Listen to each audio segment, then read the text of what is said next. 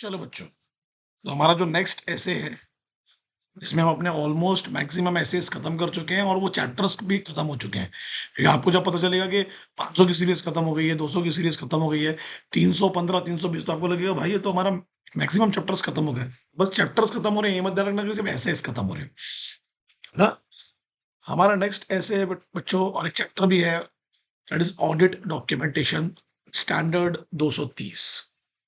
Documentation का मतलब बहुत सिंपल है भाई, ड्यूरिंग द ऑडिट तूने जो जो भी किया, तुझे जो जो भी मिला, वो सब तेको लिख के रखना है डॉक्यूमेंटेड फॉर्म में, चाहे वो इलेक्ट्रॉनिक फॉर्म में हो या फिजिकल फॉर्म में हो। ठीक है, क्योंकि बाद में वो रेफरेंस के लिए, एविडेंस के रूप में, है ना, कंक्लूजन ड्रॉ करने के लिए काम आता है।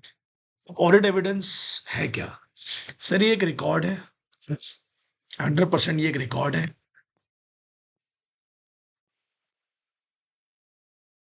किस चीज का रिकॉर्ड है? ऑडिट करते वक्त मैंने कौन कौन सी ऑडिट प्रोसीजर्स परफॉर्म किया, ये उसका रिकॉर्ड है। प्रोसीजर परफॉर्म करने के बाद मुझे क्या क्या ऑडिट एविडेंस हासिल हुआ, ये उसका रिकॉर्ड है। और एविडेंस मिलने के बाद मैंने कैसे कंक्लूजन्स पे पहुंचा, ये उसका रिकॉर्ड है ना। That is audit documentation. इसका और भी नाम है, इसको वर्किंग पेपर्स भी कहा जाता है, इसको वर्क पेपर्स भी कहा जाता है, और इसको एक ऑडिट फाइल भी कहा जाता है। ऑब्जेक्टिव क्या है ऑडिट डॉक्यूमेंटेशन का? हम हर चीज को लिखते क्यों है बेटा? बहुत इजी है। इससे आपको एक एविडेंस मिलता है कि आपने क्या क्या काम किया ड्यूरिंग द ऑडिट, एक ना। उसके आधार पर आप क्या ड्रॉ करते हो? कंक्लूजन ड्रॉ करते हो, है ना। आपका ओवरऑल ऑब्जेक्टिव फुलफिल हो जाता है। ठीक है, ऐसे 220 के ऐसे 200, आप बताइए मुझे, है ना। फिर बोलता है जो एविडेंस है, the audit was plan and perform in the accordance with SAs applicable legal. मतलब हमने जो एविडेंस हासिल किया, तो हमने ऑडिट को प्लान किया होगा, हमने ऑडिट को प्लान किया, फिर ऑडिट को हमने परफॉर्म किया। ऐसे के हिसाब से, 300 के हिसाब से, 15 के हिसाब से, 20 के हिसाब से किया कि नहीं किया। और जो भी एप्लीकेबल लीगल रेगुलेटरी रिक्वायरमेंट, तो ये हर चीज का लेखा जोखा होता है डॉक्यूमेंटेशन में। क्या एविडेंस मिला, आपने उसके आधार पर क्या कंक्लूजन ड्रॉ किया, आपने अपने ओवरऑल ऑब्जेक्टिव को कैसे फुलफिल किया। तो ये कैसे प्रूफ करोगे तुम? डॉक्यूमेंटेशन के थ्रू प्रूफ करोगे। आपने एविडेंस हासिल करने के लिए ऑडिट को कैसे प्लान किया था, आपने ऑडिट को कैसे परफॉर्म किया था, कैसे आपने लीगल रिक्वायरमेंट्स को फुलफिल किया था, ये कैसे पता चलेगा, कैसे प्रूफ करोगे? डॉक्यूमेंटेशन के रूप में। क्लियर है ना। पर्पस क्या है सर? बड़ा इजी पर्पस है सर। अगर कोई चीज हमारे पास में डॉक्यूमेंटेड फॉर्म में है, कौन से फॉर्म में बच्चों? डॉक्यूमेंटेड फॉर्म में है, तो वो एंगेजमेंट टीम को हेल्प करती है to plan and perform the audit. बिल्कुल 100% सर। अगर मेरे पास लिखा हुआ है कि ऑडिट प्रोसीजर्स क्या होती हैं, उसे कहाँ कहाँ पर इंप्लीमेंट किया जाएगा, कैसे कैसे परफॉर्म किया जाएगा, उससे किस प्रकार का एविडेंस मिलेगा, टीम को तो पहले से ही अंदाजा हो जाएगा ना कि क्या परफॉर्म करना है, क्योंकि चीजें लिखी हुई हैं। फिर वो मेंबर को हेल्प करती हैं, आपकी एंगेजमेंट टीम के मेंबर्स है, कि वो अपने ऑडिट वर्क को डायरेक्ट और सुपरवाइज कर सके और अपनी रिस्पॉन्सिबिलिटीज को परफॉर्म कर सके। क्लियर है ना। डॉक्यूमेंटेशन का पर्पस पढ़ रहे हैं पढ़ो, है ना। The purpose is assist the engagement team to plan and perform the audit. Clear है।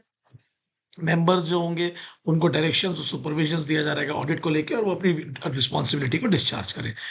एंगेजमेंट टीम को अकाउंटेबल बनाया जाएगा, क्योंकि अगर एंगेजमेंट टीम बाद में मुकर गई अपने ऑडिट के कुछ स्पेसिफिक वर्क से, तो ये डॉक्यूमेंटेशन उनको दिखाया जाएगा, देखो आपने लिख के रखा था, अब आप मुकर नहीं सकते इस काम को। इस रिकॉर्ड को हमेशा रिटेन किया जाएगा फॉर फ्यूचर ऑडिट्स, कि जो फ्यूचर ऑडिट्स करें या तो इनके द्वारा या कोई और ऑडिटर के द्वारा, तो ये एक रिकॉर्ड के रूप में हमेशा मौजूद रहे। ये हमेशा हेल्प करेगा आपको एज ए आपकी ऑडिट की क्वालिटी कंट्रोल करने के लिए, रिव्यू करने के लिए, इंस्पेक्शन करने के लिए, एज पर SQC 1। क्योंकि आपको अपने काम को भी तो रिव्यू करना है ना, इंस्पेक्शन करना है, स्टैंडर्ड्स ऑफ क्वालिटी कंट्रोल, तो वो भी हेल्प हो जाएगी। ये आपको हेल्प करेगा, इनेबल द कंडक्ट ऑफ, बोलो, external inspection in accordance with, बोलिए, in accordance with applicable legal regulatory and other requirement. एक बार पढ़ो जल्दी से, क्या क्या पर्पस क्या ऑडिट डॉक्यूमेंटेशन का। हाँ। हम्म। हम्म।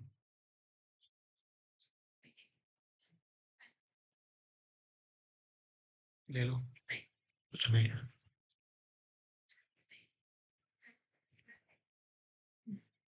हम्म, ठीक है ना। चलो, ठीक है, ठीक है, ठीक है, ठीक है। ये ठीक है, सही है, सही है। हाँ, तो बच्चों बताओ मुझे फटाफट, पर्पस क्या है डॉक्यूमेंटेशन का? सब पर्पस है कि अगर ऑडिट प्रोसीजर्स लिखी रहेंगी, तो टीम को ऑडिट प्लान परफॉर्म करने में मदद होगी। पर्पस क्या है?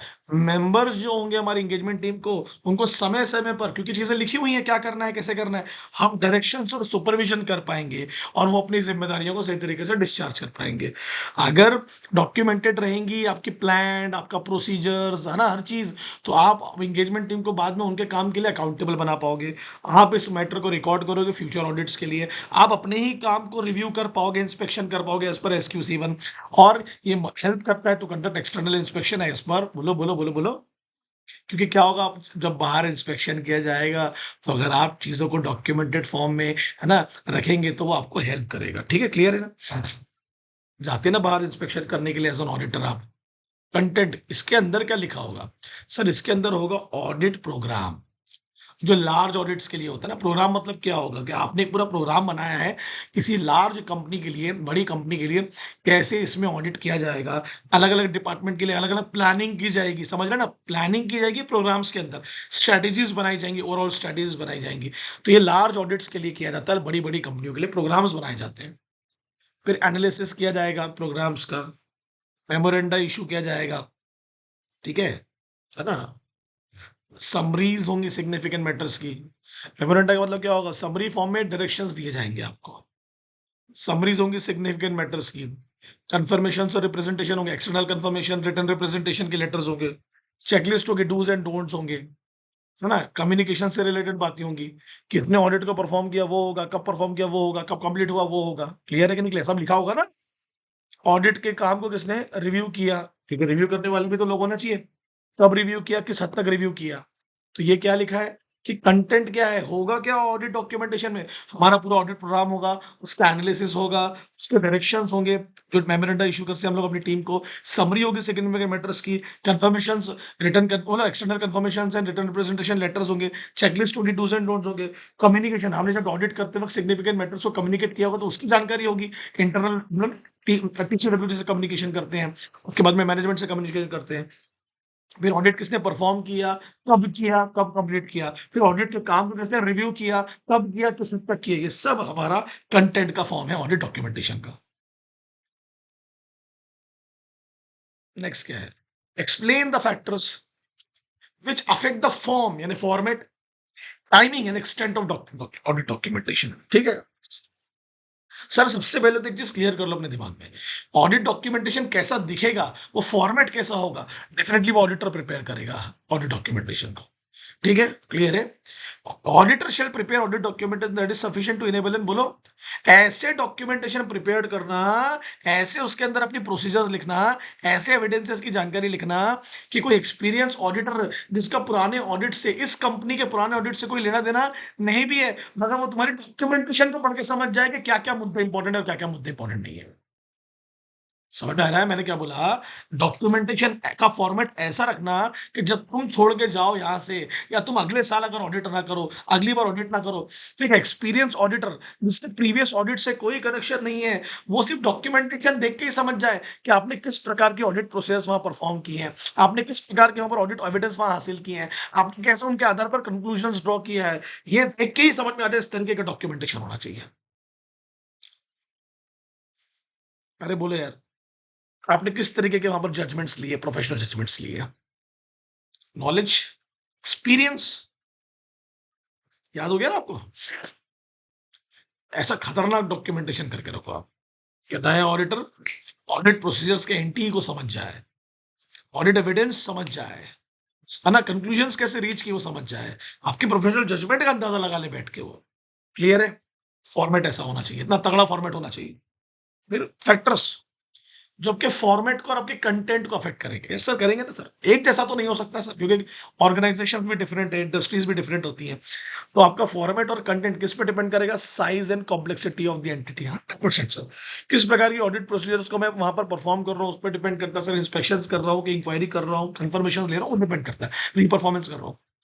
फिर आरओएमएम किस तरीके से मिला है मुझे, किस लेवल पे मिला है, रिस्क ऑफ मटेरियल, तो ज़्यादा रिस्क होगा तो मेरी ऑडिट जो डॉक्यूमेंटेशन का फॉर्मेट है वो शायद ज़्यादा एक्सप्लेनेबल मिलेगा। कितने इंपॉर्टेंट एविडेंस हासिल किए मैंने, समझ में आ रहा है? क्या-क्या आपको एक्सेप्शन मिले, ऐसी चीज़ें जो मुझे उम्मीद नहीं थी, बट ड्यूरिंग द ऑडिट मिली तो मैंने उसको रिकॉर्ड किए हैं, है ना? और कौन-कौन सी ऑडिट मेथोडोलॉजी और टूल्स को आपने वहाँ पर यूज़ किया, ऑडिट मेथड्स को। आपने रैप यूज़ किया, आपने फैब यूज़ किया, आपने अदर ऑडिट प्रोसीजर यूज़ किए। ये मतलब क्लियरली बोल रहा है, तुम्हारा फॉर्मेट और तुम्हारा कंटेंट डिपेंड करेगा बोलो एंटिटी की साइज़ एंड कॉम्प्लेक्सिटी पर, फिर तुम्हारी नेचर ऑफ ऑडिट प्रोसीजर्स पर, फिर तुम्हारे risk of material miss statement पर, फिर तुम्हारा ऑडिट एविडेंस के सिग्निफिकेंस पर, फिर तुमको जो एक्सेप्शंस मिले उसके आधार पर और ऑडिट मेथोडोलॉजी। तुम्हारी मेथोडोलॉजी जितनी डिटेल्ड होगी, डॉक्यूमेंटेशन उतना डिटेल्ड बनेगा। ऑर्गेनाइजेशन का साइज जितना बड़ा होगा, जितनी कॉम्प्लेक्सिटी ज्यादा होगी, डॉक्यूमेंटेशन ज्यादा होगा। ऑडिट प्रोसीजर जितनी ज्यादा परफॉर्म की जाएंगी, उतना ऑडिट डॉक्यूमेंटेशन का फॉर्मेट और कंटेंट ज्यादा होगा। जितने रिस्क मिलेंगे, डॉक्यूमेंटेशन उतना ज्यादा होगा। जितने एविडेंस हासिल होंगे, डॉक्यूमेंट उतना ज्यादा होगा। क्लियर है? Next, timely preparation of audit documentation. हाँ हाँ, अगर ऑडिट करने के 1 साल बाद थोड़ी ना बनाओगे भाई साहब, 6 महीने बाद थोड़ी ना बनाओगे, तो आपको समय समय रहते ही डॉक्यूमेंटेशन, अपने ऑडिट करते वक्त जो जो मिला है भाई, समय रहते ही उसका डॉक्यूमेंटेशन कर डालना। क्या लिखा है? सफिशिएंट एंड अप्रोप्रिएट डॉक्यूमेंटेशन कर डालो टाइमली बेसिस पर। क्या होता है, जब कोई चीज की वैल्यू हम टाइम के आधार पर करते हैं ना, उसकी क्वालिटी ऑफ ऑडिट बढ़ती है। लोग बोलते हैं वाह वाह वाह, जब जब इसको मिला, जब जब इसको एविडेंस मिला, तुरंत उसने डॉक्यूमेंटेशन कर डाला, तो जो उसकी क्वालिटी ऑफ एविडेंस है वो मिलेगी, लोगों का भरोसा उसके प्रति बढ़ेगा। ठीक है? और ऑडिट को क्या माना जाएगा? आपके इफेक्टिव। बराबर है कि नहीं बराबर है? आपके एविडेंस की कदर होगी, आप कंक्लूजन्स ड्रॉ करोगे before the audit report is finalised. तो टाइमली बेसिस पर बनाना डॉक्यूमेंटेशन, सफिशिएंट और अप्रोप्रिएट डॉक्यूमेंटेशन रखना, उससे आपकी क्वालिटी एनहांस होती है ऑडिट की, आपके रिव्यूज बेटर आते हैं, आपको जो इवैल्यूएशन है डॉक्यूमेंटेशन का वो अच्छे से कर पाओगे, आप कंक्लूजन सही तरीके से रीच कर पाओगे before the audit report is finalised. Next क्या बोल रहा है? Documentation prepared. बोलो बोलो बोलो। ऑडिट वर्क करने के बाद जब आप बोलो, डॉक्यूमेंटेशन जब आप प्रिपेयर करते हो ऑडिट वर्क करने के बाद, इज लाइकली टू बी, बोलो बच्चों, लेस एक्यूरेट। क्योंकि अगर मुझे सुनो, अगर ऑडिट करते करते करते करते मैं चीजों को डॉक्यूमेंट करूंगा, तो उसकी टाइमलीनेस ऑफ रिपोर्टिंग, तो उसकी वैल्यू बहुत ज्यादा बढ़ जाएगी। या और अगर मैं 1 साल बाद, ऑडिट खत्म होने के बाद, मार्च के बाद रिकॉर्ड करूंगा, तो उसकी वैल्यू घट जाएगी। क्लियर ही नहीं, और आधी चीजें तो याद भी नहीं रहती, लेस एक्यूरेट हो जाएगा वो। तो जब काम कर रहे हो तभी रिकॉर्ड कर डालो, तभी रिकॉर्ड कर डालो। क्लियर है? तो बोलो मेरे साथ में, अगर अगर अगर अगर आप डॉक्यूमेंटेशन करते हो टाइमली बेसिस पर, सफिशिएंट और अप्रोप्रिएट डॉक्यूमेंटेशन मेंटेन करते हो, तो वो आपकी क्वालिटी को एनहांस करता है, वो आपके बोलो आपका रिव्यू इफेक्टिव बनाता है, आप ऑडिट एविडेंस और कंक्लूजन्स को सही तरीके से इवैल्यूएट कर पाओगे ऑडिट रिपोर्ट फाइनलाइज होने के पहले। दूसरी बात, अगर ऑडिट वर्क होने के बाद आप डॉक्यूमेंटेशन करते हो, तो वो लेस एक्यूरेट होगा ना, rather than doing during the audit.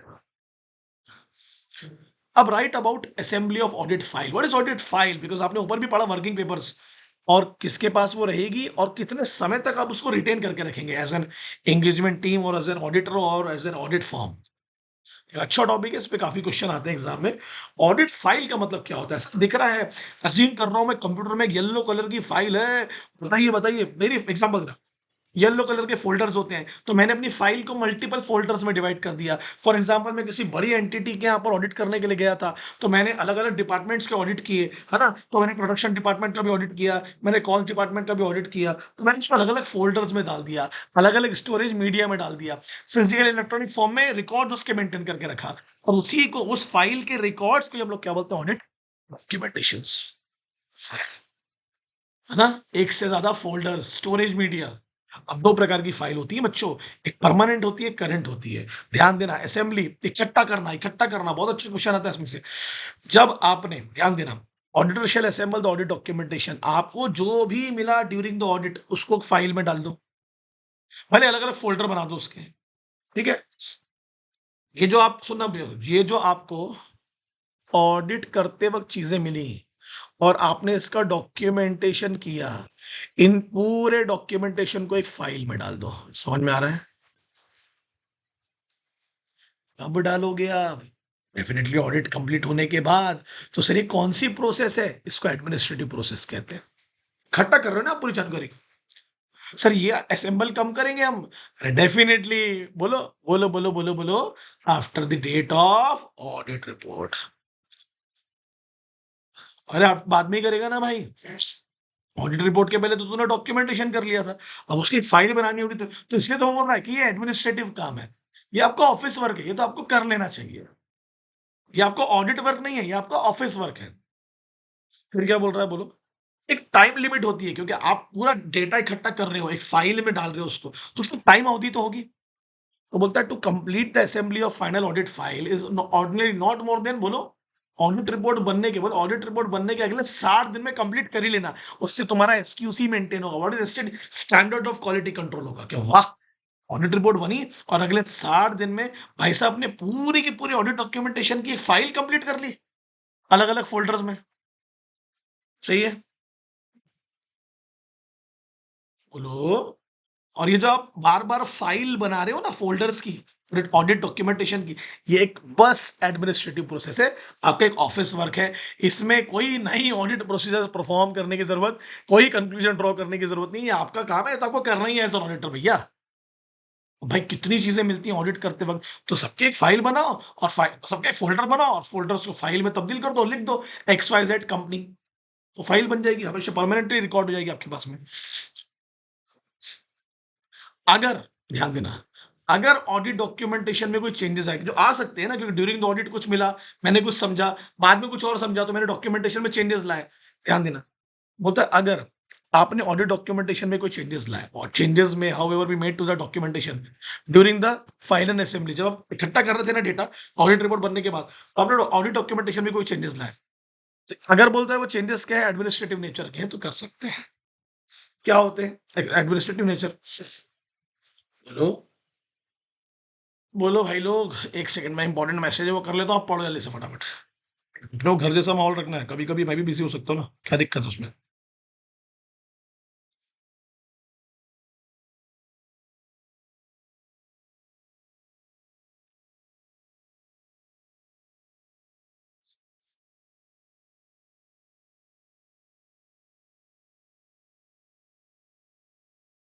हाँ, क्या पढ़े आपने? सर अगर आप ऑडिट रिपोर्ट बनने के बाद है ना, असेंबली हो चुकी है ना, ऑडिट रिपोर्ट बनने के बाद ऑडिट डॉक्यूमेंटेशन में अगर कोई चेंजेस ला रहे हो, अगर वो चेंजेस एडमिनिस्ट्रेटिव है तो अलाउ हो जाएंगे, उसको फाइल में उतना इंपॉर्टेंस नहीं दिया जाएगा। अगर आप कोई पुराने डॉक्यूमेंट्स को डिस्कार्ड कर रहे हो, डिलीट कर रहे हो, कर सकते हैं ना, सुपर सिलेक्ट पुराने डॉक्यूमेंट्स को। अगर आप बोलो, अगर आपने वर्किंग पेपर्स को बोलो सॉर्ट कर रहे हो, छाँट रहे हो या कोलेक्ट कर रहे हो, जोड़ रहे हो, या क्रॉस रेफरेंस के लिए यूज़ कर रहे हो, या बोलो आप signing off completion checklist related to the file assembly process, वो भी साइनिंग ऑफ, आपने जो भी चेकलिस्ट बनाई थी कि क्या-क्या काम करना है, बोलो फाइल असेंबली को लेके, उससे आप साइन ऑफ कर रहे हो, कंप्लीट कर दे रहे हो उसको। तो बोल रहे हैं अगर इस प्रकार के कोई चेंजेस आते हैं, चाहे में डॉक्यूमेंटेशन में, फाइनल असेंबली के टाइम पर, तो उसे एडमिनिस्ट्रेटिव बोला जाएगा। बोलो सुपरसीडेड, पुराने डॉक्यूमेंट्स को डिलीट कर दो, डिस्कार्ड कर दो, उसका एक नया वर्जन डाउनलोड करो या नया वर्जन बना के लाओ। होते हैं ना, नए नए फॉर्मेट्स होते हैं, नए कंटेंट होते हैं। बोलो वर्किंग पेपर्स को अगर आप सॉर्ट कर रहे हो, कोलैट कर रहे हो, क्रॉस रेफरेंस के लिए यूज़ कर रहे हो, कोई दिक्कत वाली बात नहीं है, होता है, ये भी एडमिनिस्ट्रेटिव प्रोसेस है। पर आपकी जो चेकलिस्ट थी, बोलो, आपकी जो चेकलिस्ट थी, आप उसे साइन ऑफ कर रहे हो, मतलब बस भाई खत्म, अब मेरे को इसके आगे कुछ नहीं करना, डन, अब अगले ऑडिट में अगली चेकलिस्ट बनेगी। सही है? तो इन चीज़ों को आप एडमिनिस्ट्रेटिव ही मानते हैं, इससे ऑडिट ओपिनियन पे कोई फ़र्क नहीं पड़ता। पुराने डॉक्यूमेंट को डिलीट करना, डिस्कार्ड करना, क्या फ़र्क पड़ेगा? उसकी जगह नया लेके आ रहे हैं ना, नया वर्ज़न लेके आ रहे हो उसका। पूरी इन्फॉर्मेशन है हमारे पास भाई। है ना? जो हमारे वर्किंग पेपर्स थे उनको यूज़ करना, सॉर्ट छाँटने के लिए, एक साथ यूज़ करने, क्रॉस रेफरेंस के लिए, है ना? अपनी जो चेकलिस्ट थी कि क्या-क्या करना था, डूज़ एंड डोंट्स, उसको साइन ऑफ कर दिया, मतलब कंप्लीट करके डाल दिया कि बस भाई खत्म, फिनिश। मतलब ये सब चेंजेस जो हैं वो एडमिनिस्ट्रेटिव है। और एक बार क्या बोलता है, एक बार अगर आपकी, ध्यान रखना, ये आपने ड्यूरिंग द किया, जब आप इकट्ठा कर रहे थे, इकट्ठा कर रहे थे, मतलब क्या बोलता है, एक बार असेंबली हो गई after the final audit file, फिर आप किसी भी प्रकार की चीज़ को ना डिलीट करेंगे, ना डिस्कार्ड करेंगे। बराबर है? ओके, ओके, समझ में आया क्या? इकट्ठा कर रहे हो ना, तब कुछ कर रहा है, चेंजेस तो कर डाल। बोलो कुछ रेफरेंस के लिए यूज़ करना है तो कर डाल, कुछ छाँटना है तो छाँट डाल, साइन ऑफ करना है तो कर डाल। बट एक बार अगर तेरी फाइल असेंबल हो गई, फाइनल ऑडिट फाइल बन गई, फिर तो कुछ भी डिलीट और डिस्कार्ड नहीं करेगा। रिटेंशन पीरियड क्या है? बोलो 7 years from the audit date of audit report, 7 साल तक सँभाल के रखना है। या और इससे ज़्यादा साल तक सँभाल के रखना चाहते हो, तो ग्रुप ऑडिट में है, extra time as per SQC में ज़्यादा टाइम मिल जाएगा आपको। Ownership, audit documentation is the property of auditor, भाई उसकी ओनरशिप रहेगी ना, बनाया उसने। है नहीं, उसके पास डिस्क्रिप्शन है, अधिकार है कि वो कौन से पोर्शंस को और कौन से एक्सट्रैक्शंस को बोलो अवेलेबल करे क्लाइंट को और दूसरे लोगों को। उसका अधिकार, उसने बनाया ना फाइल, उसका पूरा फ़ोल्डर है कि मैंने अपने क्लाइंट का किस तरीके से ऑडिट किया, उसके अलग-अलग फ़ोल्डर्स में अलग-अलग डिटेल्स, अलग-अलग डिपार्टमेंट्स को लेके, अलग-अलग चीज़ों एसेस को लेकर। सही है? अरे बोलो, what is audit notebook and contents क्या है? ऑडिट नोटबुक एक बाउंड बुक है, इसमें लार्ज वैरायटी ऑफ मैटर्स होते हैं ड्यूरिंग द ऑडिट जो आपने ऑब्जर्व किए। सिर्फ नोटबुक लेके घूमते हो, जो ऑब्जर्वेशन है आप उसमें रिकॉर्ड करते हो अपनी। ये भी एक वर्किंग पेपर का पार्ट है, करंट ऑडिट फाइल कहते हैं इसको। और हर साल आपको एक फ्रेश नोटबुक मेंटेन करनी है, सही है ना? ये भी वर्किंग पेपर का पार्ट है आपके। पर्पस क्या है? सर सिंपल है, कोई चीज़ हम लोग एक डायरी में लिख देंगे, तो अपने बोलो हमने जो काम किया उसको हम ट्रैक कर सकते हैं। जहाँ भी मदद लगेगी उस बुक को हम असिस्टेंट के रूप में, एक हेल्पफुल बुक के रूप में यूज़ कर सकते हैं, है ना? क्लियर है कि नहीं क्लियर है? एक बार रिपीट करो, पर्पस क्या है? It helps in tracking the link of work, work को जोड़ने के लिए when the concern assistant is away. बोलो बोलो बोलो बोलो बोलो बोलो। जो अगर मैं एग्जांपल देता हूँ आपको, अगर आप 3 लोग काम कर रहे हो हमेशा, तीसरा व्यक्ति अगर गायब है, अवे है, या काम किसी समय के लिए रुक चुका है, बोलो बोलो बोलो, तो अगर आपको काम को लिंक करना है, यार मेरे असिस्टेंट ने क्या किया था ऑडिट के वक्त, तो वो ऑडिट, बोलो बोलो, ऑडिट नोटबुक से आप रेफर कर, क्योंकि वो भी तो लिख रहा है, वो भी तो लिख रहा है ऑडिट करते वक्त। तो अगर आपका असिस्टेंट जो है, ऑडिट करते वक्त आपका असिस्टेंट होता है ना, अगर वो वहां मौजूद नहीं है, काम समय के लिए रुक चुका है, तो आप जो लिंक ऑफ वर्क है उसको ट्रैक कर सकते हो ऑडिट नोटबुक से। मतलब वो काम में आप इन्वॉल्व नहीं भी थे, मगर उसने भी तो ऑडिट बुक मेंटेन किया आपसे असिस्टेंट ने, तो आप चेक कर लोगे, ट्रैक कर लोगे उसको। बहुत सारी जो क्वेरीज रेज्ड हुई ऑडिट के वक्त, सवाल खड़े किए गए, और ना उनका क्या हुआ, उनकी सिचुएशन क्या है, वो रिकॉर्ड करते हो आप। क्लियर है कि नहीं क्लियर है? आपने जब वो सवाल खड़े किए ऑडिट में, तो आपको क्या एक्सप्लेनेशन मिला, इंटरनल एक्सटर्नल जो भी टीसीडब्ल्यूजी है बाहर वाले से, फिर आपने क्या एविडेंस देखे, तो ये सब आपको लिखना पड़ेगा उसमें। अगर क्वेरीज अभी भी अनडिस्पोज्ड है, मतलब उसका जवाब नहीं मिला है, तो आपने उसका फॉलो अप लिया क्या, आपने बार बार उनसे पूछा क्या, क्यों नहीं दे रहे उसका जवाब। ये सब आपको हेल्प होगा ऑडिट नोटबुक में, ऑडिट नोटबुक में। क्लियर है? अरे बोलो यार। ट्रैक करती है लिंक ऑफ वर्क को, अगर आपका असिस्टेंट आपके पास में नहीं है, ये काम कुछ समय के लिए रुक गया है ना, तो आप एक रेफरेंस के लिए उसको यूज कर लेते हैं। अगर आपने कोई वेरियस क्वेरीज रेज की है during the course of audit work, है ना, और उसका उस क्वेरी का क्या स्टेट ऑफ डिस्पोजल है, मतलब आपने उस वो बातें कब पूछी, उससे आपको क्या एक्सप्लेनेशन मिला, आपको उससे क्या एविडेंस हासिल हुआ, अगर आपको जवाब नहीं मिला तो आपने फॉलोअप लिया कि नहीं लिया, तो फॉलोअप की भी डेट उसमें लिखोगे आप। हाँ, तो उससे आपका भी वो भी एक एविडेंस का पार्ट हुआ ना, कि देखिए मैंने उनसे टीसीडब्ल्यू से कुछ बातचीत की, उन्होंने आओ ना, उन्होंने जवाब नहीं दिया, मैंने फॉलोअप भी लिया, देखो। 14 को question, what is audit completion memorandum, ये ऑडिट डॉक्यूमेंटेशन समरी, बहुत इजी है यार, it is summary version. Auditor को अगर लगा तो प्रिपेयर करता है, रिटेन कर लेता है पार्ट ऑडिट डॉक्यूमेंटेशन समरी के रूप, कंप्लीट मेमोरेंडम, सब कुछ नहीं बट इंपॉर्टेंट चीजों को, है ना, एक एक कि भाई मेरे को पता रहना चाहिए कि मेरे को ऑडिट करते वक्त क्या क्या इंपॉर्टेंट चीजें थी, उसको मैं रिटेन कर लेता हूँ अलग से, एक अलग बुक में, जिसको हम कंप्लीट मेमोरेंडम कहते हैं। कुछ सिग्निफिकेंट मैटर्स हुए होंगे वो रिकॉर्ड कर लूंगा, उन मैटर्स को कैसे एड्रेस किया गया मेरे भी द्वारा और टीसीडब्ल्यूजी के भी द्वारा, वो रिकॉर्ड कर लूंगा। सही है? नॉर्मली ये कहाँ किया जाएगा, जब लार्ज और कॉम्प्लेक्स ऑडिट सोर्स है, छोटी एंटिटीज के लिए नहीं होगा, है ना, और वो समरी आपको हेल्प करेगी, बोलो। Preparation of such a summary में असिस्ट ऑडिटर कंसिडरेशन ऑफ, बोलो, सिग्निफिकेंट मैटर्स को समझने के लिए। ऊपर से अगर देखना होगा तो आप आराम से कर सकते हो ना, अलग से लिखे हुए हैं तो। ठीक है, और उससे ये भी क्लियर हो जाता है कि आपने सब एसएस को कंप्लाइट किया कि नहीं किया। होगा कि नहीं होगा? 100% सर, 100% होगा। एक समरी अगर होगी तो सिग्निफिकेंट मुद्दे आइडेंटिफाइड हो जाएंगे, उनको कैसे एड्रेस किया गया, बोलो बोलो बोलो बोलो, लार्ज और कॉम्प्लेक्स ऑडिट में काम आता है, आपने सिग्निफिकेंट मैटर्स को कितना कंसिडर किया और उन पे क्या आपने रिलेवेंट एसेस लगाए या नहीं लगाए, वो उस कंप्लीट मेमोरेंडम में लिखा रहेगा, शॉर्ट में, समरी वर्जन में। क्लियर है? अरे बोलो यार। अब डॉक्यूमेंटेशन ऑफ सिग्निफिकेंट क्या होता है, बोलता है जो भी इंपॉर्टेंट मुद्दे तेरे को ऑडिट करते वक्त मिले, उसका डॉक्यूमेंटेशन कर लेना। वो मुद्दे क्यों इंपॉर्टेंट है ये कौन डिसाइड करेगा, तेरा प्रोफेशनल जजमेंट डिसाइड करेगा। और जब तू उन मुद्दों को एनालाइज करेगा ना, सब्जेक्टिव मत रहना, ऑब्जेक्टिव रहना, विदाउट बायसनेस काम करना, फैक्ट्स के आधार पर, सर्कमस्टेंस के आधार पर करना, है ना, नहीं तो बायस हो जाओगे, सब्जेक्टिव हो जाओगे। ठीक है,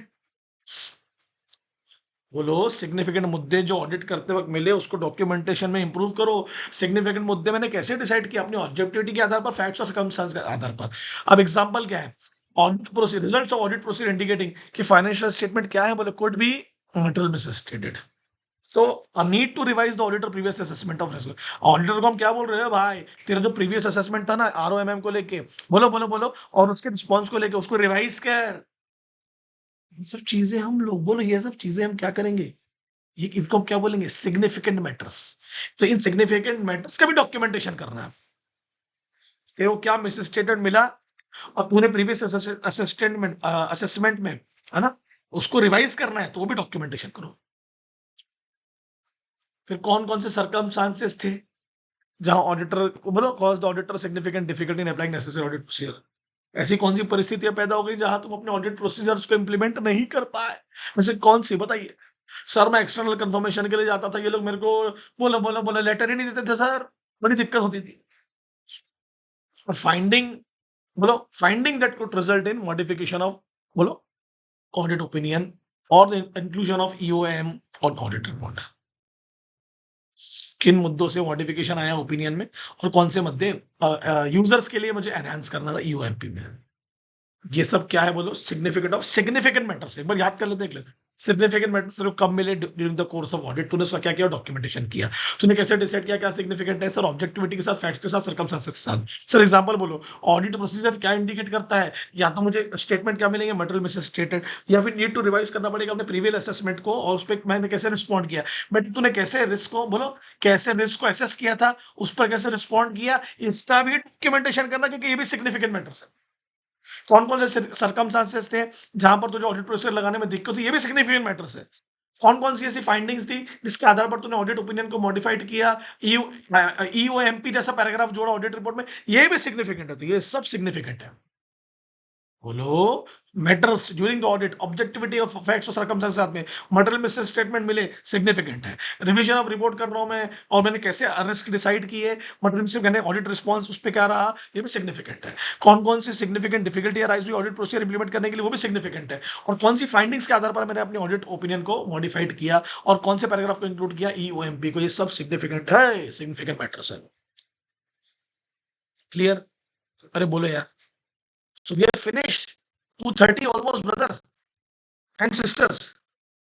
क्या है ट्रू एंड फेयर व्यू, क्या होता है, बहुत इजी है यार, ये आप निपटाएंगे भाई, ये आपके लिए है। ये अपन पहले चैप्टर में पढ़ चुके हैं, this is your homework. Very clear है। बोलो बोलो बोलो बोलो बोलो। ट्रू एंड फेयर व्यू का मतलब क्या होता है, sir sir true and fundamental concept audit का, ऑडिट कर रहे हैं, ट्रू एंड फेयर रहे, अपना ओपिनियन, बोलो, ऑब्जेक्टिविटी के साथ देना, इंडिपेंडेंस के साथ देना। जो भी तेरे को स्टेट ऑफ सिचुएशन दिख रही है, जो भी एंटिटी की, वो ट्रूली एंड फेयरली होनी चाहिए अंडर द ऑडिट।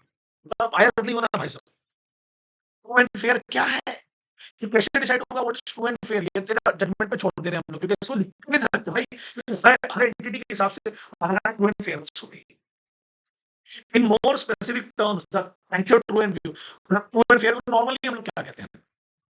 ऑडिटर को ये ध्यान रखना होगा कि चाहे मैं ऑडिट कर रहा हूं, वहां कुछ भी अंडर वैल्यू ना हो, ओवर वैल्यू ना हो, कुछ भी इंपॉर्टेंट चीजें छूटे ना।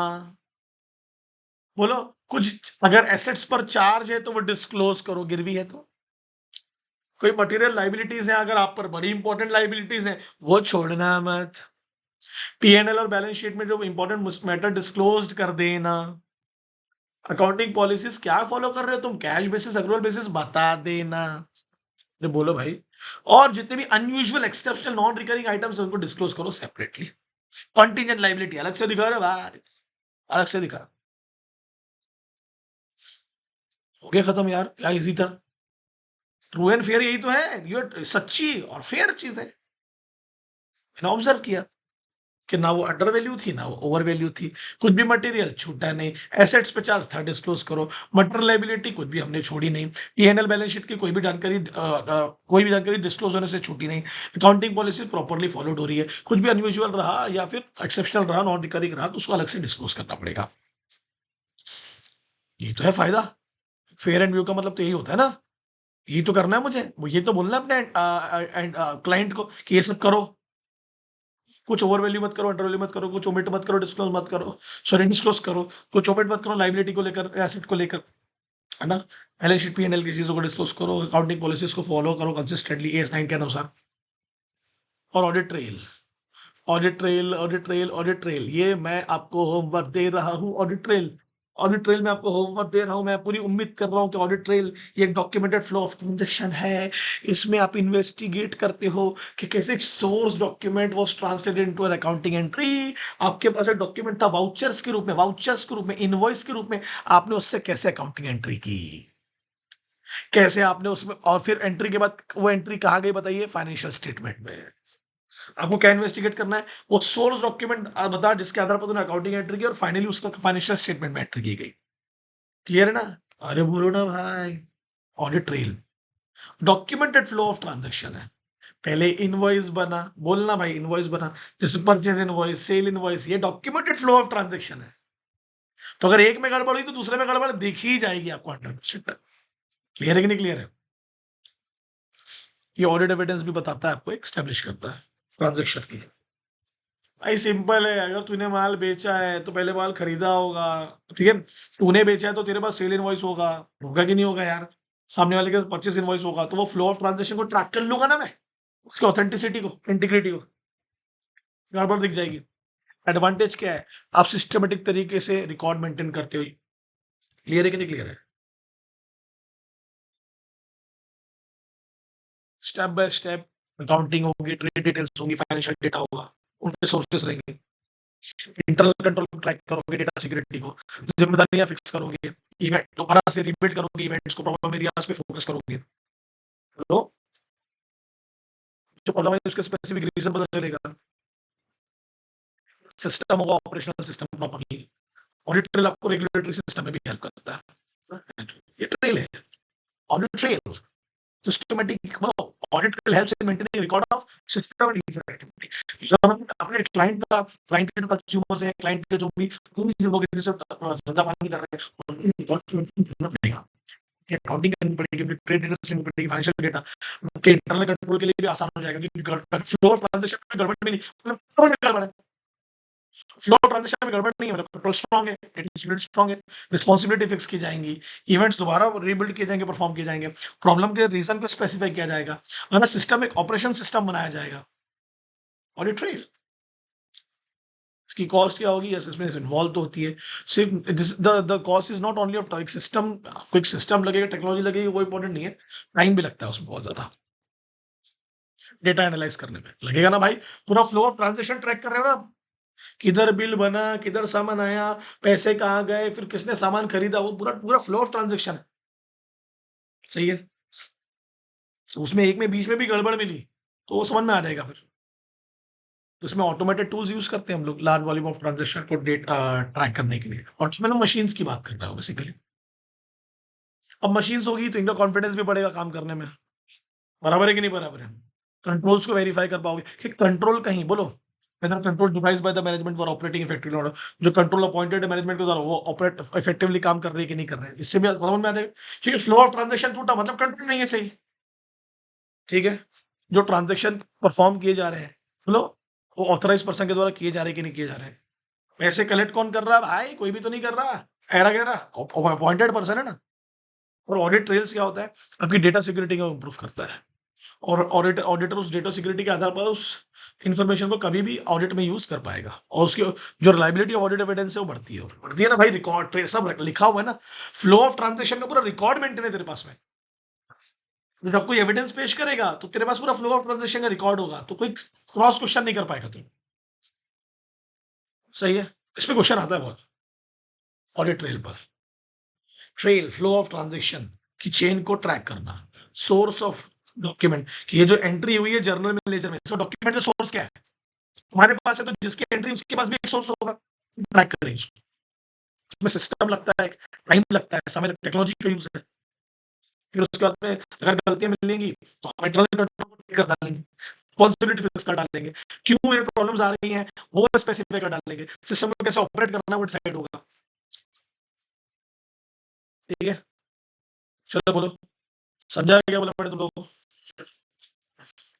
डॉक्यूमेंटेशन की authenticity and integration of transaction, transaction सही है, ईमानदारी से किया गया कि नहीं किया गया, और ऑथेंटिकेटेड है।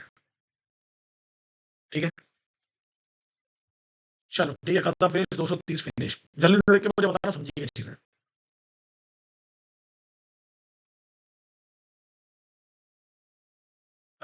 बता देना यार यहाँ से प्लीज।